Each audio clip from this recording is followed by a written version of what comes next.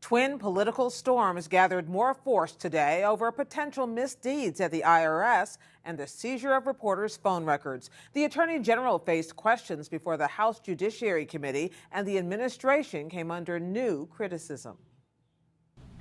Now, my question isn't about who's going to resign. My question is, who's going to jail over this scandal?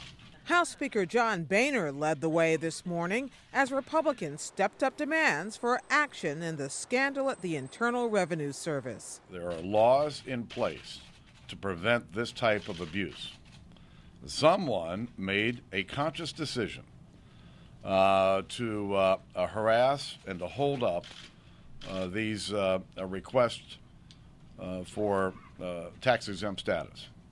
That followed last night's release of a report from the Treasury Department's Inspector General. It found the IRS used inappropriate criteria that identified for review Tea Party and other organizations applying for tax-exempt status based upon their names or policy positions. And there was more. USA Today reported that during the same period, the IRS approved perhaps dozens of applications from similar liberal and progressive groups.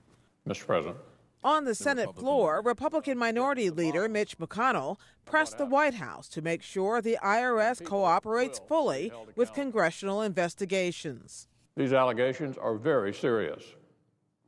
That there was an effort to bring the power of the federal government to bear on those the administration disagreed with in the middle of a heated national election. It actually could be criminal. And we're determined to get the answers. McConnell and the other 44 Republicans in the Senate signed a letter to President Obama demanding full compliance.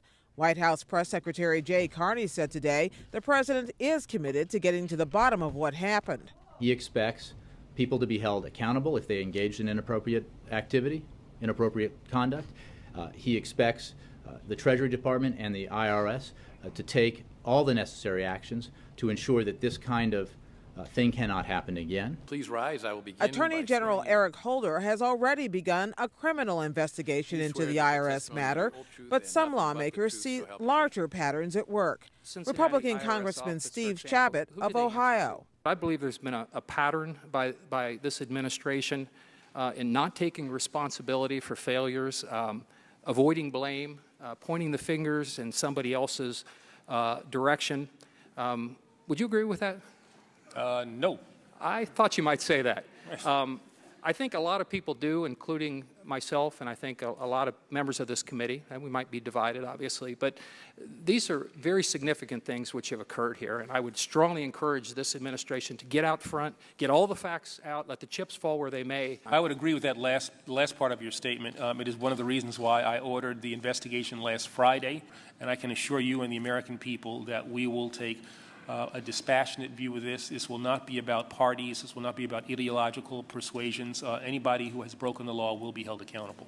Still, House Republicans have frequently accused Holder of stonewalling their investigations, even citing him for contempt.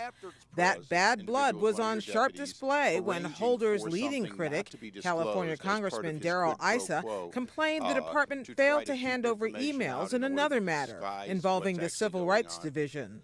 I will certainly look at the request. It's not something that I have personally been involved in, but I'll look at the request and try to be as responsive as we can. I'm sure there must have been a good reason why only the to and from parts were provided. Yes, you didn't want us to see the details.